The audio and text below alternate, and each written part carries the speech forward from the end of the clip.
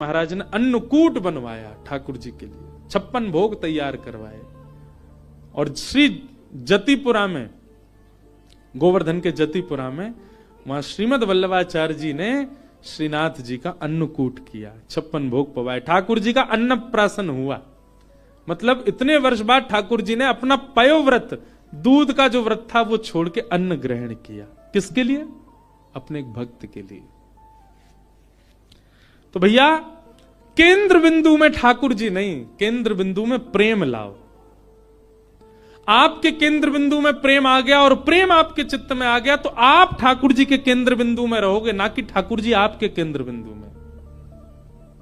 स्वयं को निर्माण ऐसो करो, कथा सुन के, संत संग करके, सत्संग करके, वैष्णव संग करके, भजन करके, कीर्तन करके, कि ठाकुर जी आपकी प्राप्ति के लिए विचरण कर रहे हैं, कि जे मोह को मिले कैसे भी।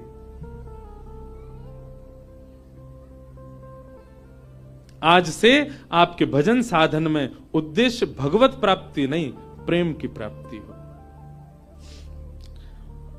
कि भवतानुदित प्रायम यशो भगवतो मलम ये नैवासौ न तुष्येत मन्ये तद्दर्शनम खिलम।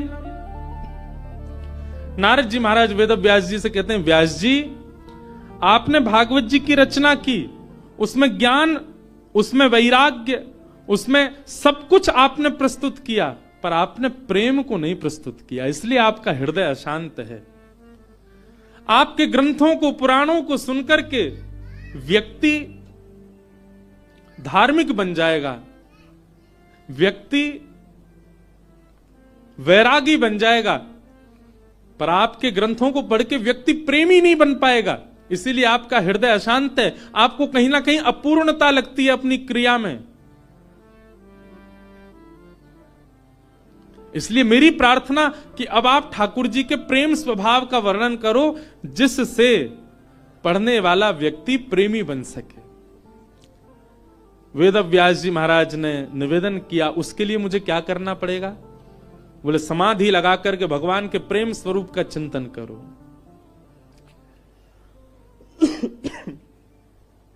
श्री वेद व्यास जी महाराज ने समाधि लगाई और समाधि की भाषा में ही अपने अंतिम कृति का निर्माण किया वेद व्यास जी ने। इसी ब्रह्म नदी में, इसी हिमालय की पर्वतों पर वेद व्यास जी ने ऐसी रचना की जिसको सुनकर, पढ़कर के मानव प्रेम का अधिकारी बन जाता है, ठाकुर जी का अधिकारी बन जाता है। और उस संहिता का